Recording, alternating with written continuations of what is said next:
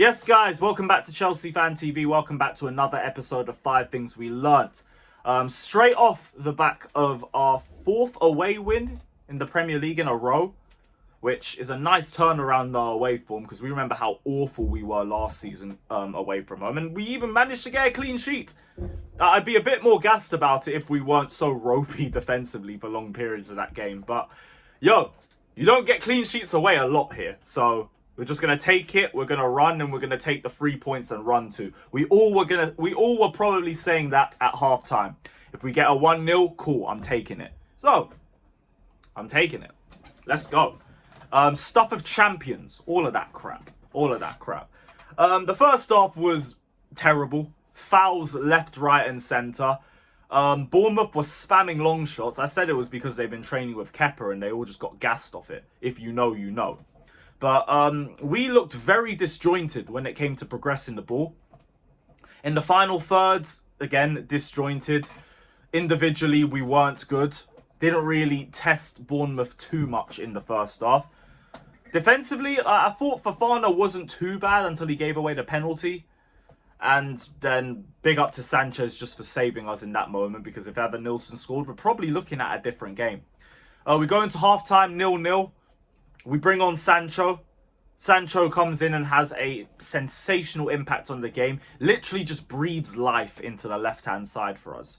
And suddenly all of our creativity is just coming from a different side of the pitch. Then the rest of the substitutions, Nkunku came on, got the goal, obviously. Tosin came on, had good impact. Decent substitutions from Enzo Maresca. I wasn't even going to add that as one of my points, but I mean, it's just there. Another example of decent game management from Maresca. Now, I did make the complaint that maybe Nkunku could have come on earlier. And that was my gripe when I saw him come on. But ultimately, he scored. And we won the game. So, don't care. I don't care too tough because why should I? Why should I? On to the 5 points. There's only one place to start. Jadon Sancho. What a debut. What a cameo. I haven't seen a left-wing performance like that since the great Eden was at this football club. And I'm not about to make those direct comparisons immediately. But it was a beautiful, beautiful performance. It wasn't just the passing. It was also the weight of passing, the decision-making, the dribbling, the 1v1s. Everything that he did was the correct decision. And I ain't seen that on the left-hand side in a minute. Now, I guess different systems and everything. I always thought Sancho probably had a better chance of thriving with us than he did at Manchester United. And we still need a few more games just to confirm all of that. But Sancho, if you just play every game like you did against Bournemouth, boy, there is no question about how good we're going to be going forward. We're going to have chance creation off the left and off the right. Quietly as well, I think him and Noni could be a decent partnership because they're both two different wingers in terms of how they play stylistically. Noni loves to drive at players, likes a little bit of space as well.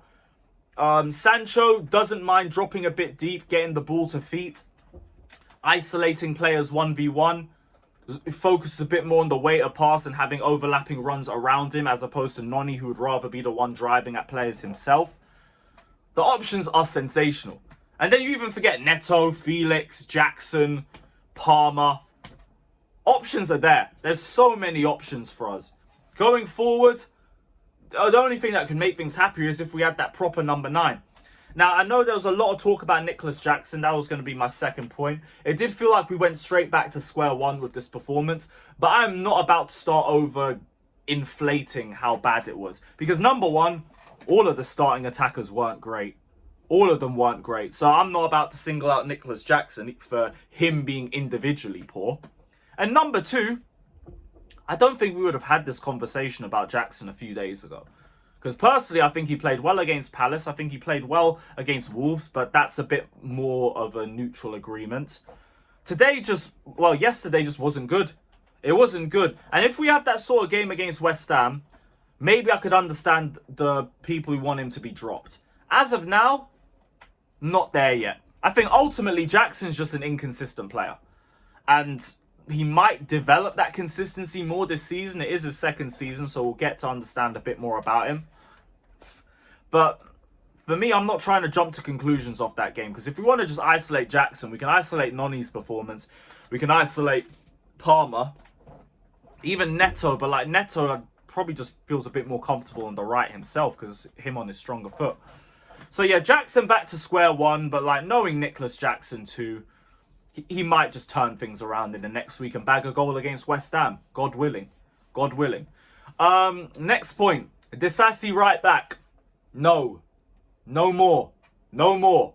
I'm not even writing off Disasi as a player. I think in the centre of the park, he could actually offer us something. No more right back. No more right back. It's terrible to watch.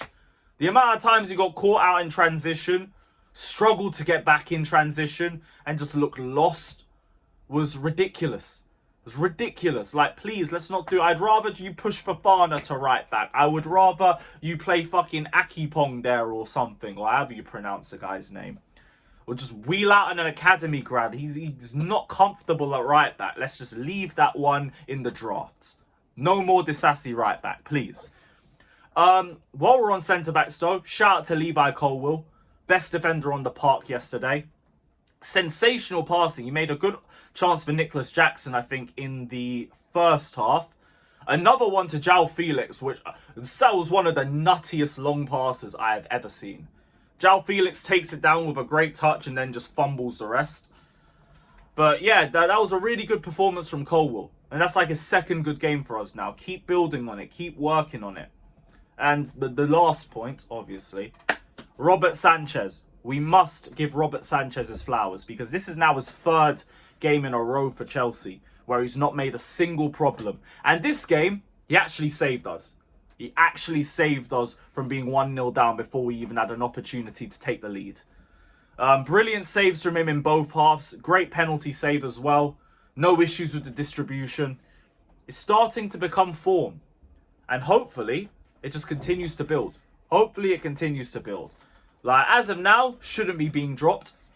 I know a lot of people are going to say, this is the Sanchez that we were expecting to see. Yeah, cool. Now just keep it consistent. Keep it consistent and we move.